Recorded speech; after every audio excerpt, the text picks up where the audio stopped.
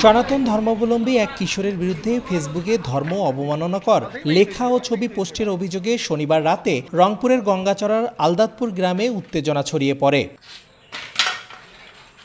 সেদিন রাতেই অভিযুক্তকে হেফাজতে নেয় পুলিশ। বিচারের দাবিতে বিক্ষোভ মিছিল করে উত্তেজিত জনতা।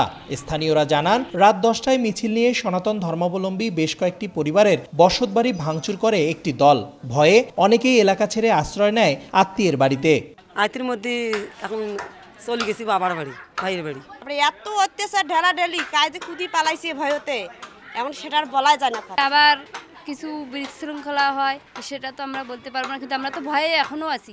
তবে পরিস্থিতি স্বাভাবিক রাখতে এরই মধ্যে নানা উদ্যোগ নিয়েছে প্রশাসন। ক্ষতিগ্রস্ত ঘরবাড়ি মেরামত সহ নিরাপত্তা নিশ্চিতে বাড়ানো হয়েছে পুলিশ ও সেনাবাহিনীর টহল।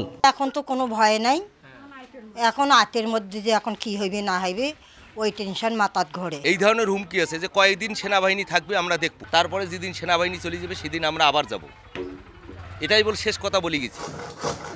উপজেলা নির্বাহী কর্মকর্তা জানান, অপরাধীদের ধরতে সব ধরনের ব্যবস্থা নেওয়া হচ্ছে। ক্ষতিগ্রস্তদের দেয়া হচ্ছে সহায়তা। পুলিশ এবং সেনাবাহিনী কর্তৃক পুরো এলাকাটায় নিরাপত্তা জোরদার করা হয়েছে এবং হামলায় 12টি বাড়ি ক্ষতিগ্রস্ত হয়েছে বলে জানিয়েছে পুলিশ, যেখানে 22টি পরিবার বসবাস করে।